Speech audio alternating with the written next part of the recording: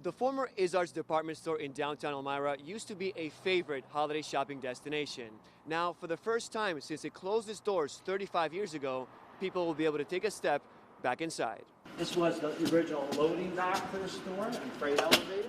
Jim Capriati, the owner of the Iszard's building on North Main Street, is getting the former department store ready for visitors again. The annual Holiday Home Tour lets people take a look inside historic homes and buildings in Elmira. The Iszard's building was converted to office space after closing its doors in 1988. This Sunday, Capriati says the public will be allowed back inside again for the first time.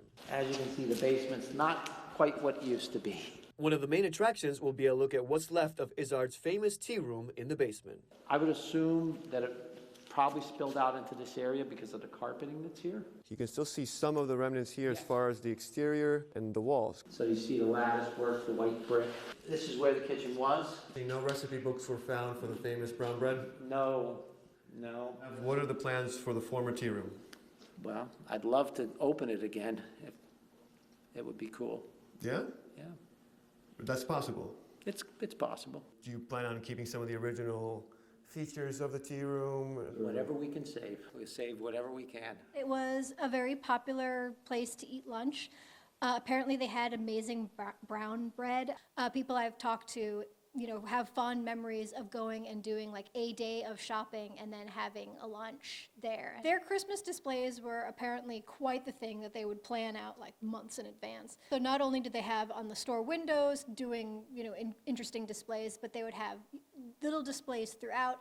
And then on the children's department floor, they would just go all out and turn it into like holiday winter wonderland. They didn't have cash registers originally. What they had was these pneumatic tubes, and you'd fill out, what things were purchased, pop it in the pneumatic tube and send it up to the business office, and they would make the change. In 1957, they started a Christmas parade on the day after Thanksgiving. They would start somewhere in the city and end at Iszard's company, and they would have a Santa who would ride as the last float in the parade, and then he would get down, and then they would open the doors to the store, and people would stream in, and there would be Santa upstairs in the children's department, and all these displays, and like a train that would run through the children's department. It was just a lot. Capriati says the plan is for the tea room to share the basement with a flea market-style space for local vendors and businesses. On the ground floor, he says he will build a food court that connects to the outdoor area of Clemens Square. That's where the food court will begin, and the doors will be there to go in. The rest of the ground floor will still be occupied by a health insurance company. Capriati says other tenants in the upper floors moved out more than 10 years ago. On the second floor, dozens of clocks line the walls where a call center used to be. The second, third, and fourth floor of the building will be completely dismantled down to the exterior walls.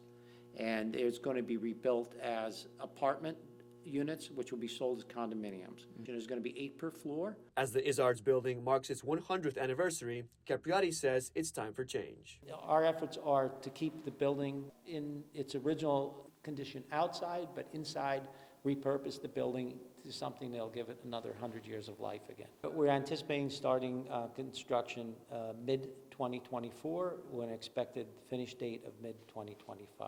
But it may take longer, but we will get it done. For more information on the Holiday Home Tour and the history of the Iszard's building, we posted more details on our website, that's mytwintiers.com.